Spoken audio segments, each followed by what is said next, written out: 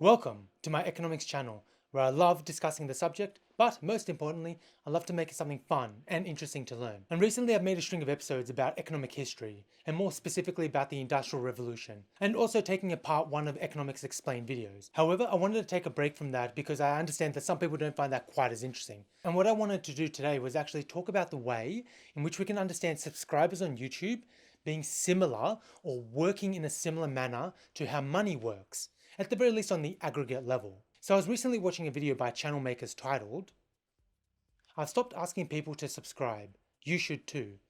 And in that video he says the following. So if subscribes are only one single indicator and by no means the absolute complete best indicator of all time, what should we be focusing on? I'm going to invite you to think about this differently. I have never seen another YouTube teaching expert teach this before, and I think they're just completely missing the point. I want you to think about subscribes as a natural result of other things that you're doing, because a subscribe is only a subscribe if the subscribe does something about the subscribe.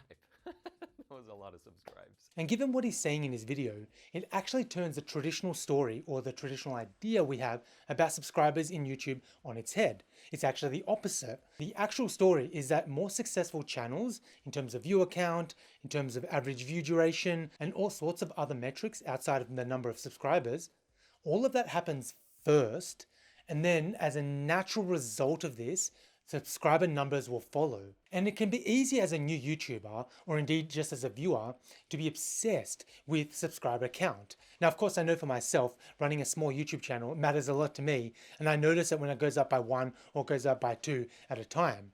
However, that is what is visible. All the other stuff, all the other metrics, that's all the stuff that's behind the scenes. Now, of course, on my channel, I see those metrics. However, the public does not, unless I choose to reveal them. But the thing is that the subscriber number is one focal point in the very same way that money is. And my point is to delve a little bit deeper into this. What we have here is that rather than just focusing on subscriber numbers, we have this idea that if people enjoy the content, if people are watching your channel, they will naturally subscribe. And what happens to your subscriber number is that it becomes a scoreboard for your channel. It is not the success or the failure of your channel on its own, but it is merely a scoreboard. It is one way to look at a channel. The reason I brought up the comparison between subscribers and the YouTube system and money and the economy, or simply the macroeconomy, is that we've all heard stories of either small YouTubers or large YouTubers, or simply just small and large creators, how they've bought followers. I only bring up YouTube in particular because that's what I'm most familiar with, but we've all heard it in terms of Twitter bots or people buying followers on Instagram or whatever social media you're talking about, people have bought followers. And the reason, of course, to do this is that it makes the account look more successful than it actually is. Especially when it comes to dealing with other companies and ads, because they used to, in the past at least, they used to just look at subscriber number. And the higher that number, the more likely you were to be paid a higher amount when it came to an ad spot. And so because it was a focal point, it was something you could cheat. Now, of course, changing the subscriber number did not change the success of that channel. The channel was where it was, and the subscriber number going up or going down didn't change the underlying channel behind it. And this is what I mean by subscriber count being a scoreboard. You changing the score in any game doesn't change how the underlying game was played. The game was played first, and then the score came out after.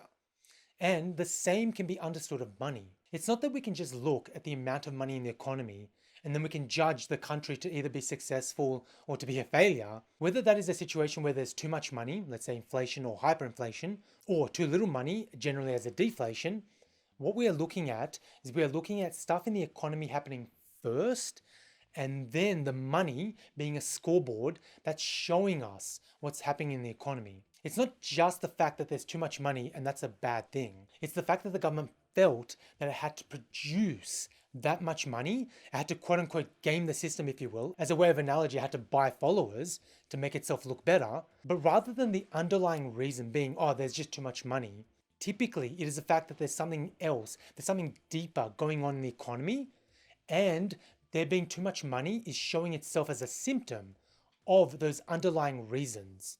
And this is another reason why we don't like counterfeit money. This is why most countries around the world have really harsh penalties against counterfeiters. because those counterfeiters are essentially altering the scoreboard. However, the underlying economy is not changing.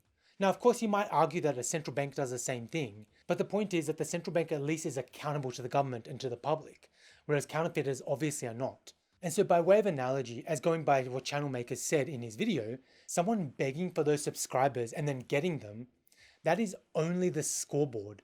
That is not a successful channel on its own. If it so happens that person begs for subscribers and those go up and the channel improves and the channel does better, that is just a correlation. That is not the amount of subscribers going up causing the channel to be more successful. And this is why in his video, Channel Maker says, don't ask people to subscribe. The only subscribers you want are the ones who are actually going to watch your channel. And so if that number happens to be low, that number is low for a reason. Now, of course, this is a general rule and doesn't apply to every single channel, but I very much believe this to be true. And this is why I was inspired to make this video and why it's very similar to the way money works. When you manipulate money, you're only manipulating money. Central banks can do things in the short run to manipulate money and to manipulate people's behaviors. However, in the long run, the economy is going to do what the economy is going to do. You can only manipulate people so much. And so the underlying economy needs money, but money ultimately is just a scoreboard for the economy. It's not that you can necessarily judge an economy by the stance of monetary policy or simply the amount of money or how money is working. And that's where we get the similarities between subscribers and money. But another analogy I wanted to bring up, and one of the other reasons why I really like this video, was that, as I mentioned before, governments tend to crack down really hard on counterfeiters. And the same is true on YouTube. If you as a subscriber are getting an undue amount of subscribers, as in you're getting subscribers that you're not meant to, you have either purchased or you've begged for subscribers and your subscriber amount is up here really, really high, but the quality of your channel and just your channel in general is just down here, generally you are punished by the algorithm. Because if people are subscribing, but they're not watching your videos, if videos are being served to them, but they're not watching them, your videos actually get ranked lower. And so that it is in both systems, they're trying to counterfeit your way or simply cheat your way to a higher number, to a higher score, actually does not work in your favor.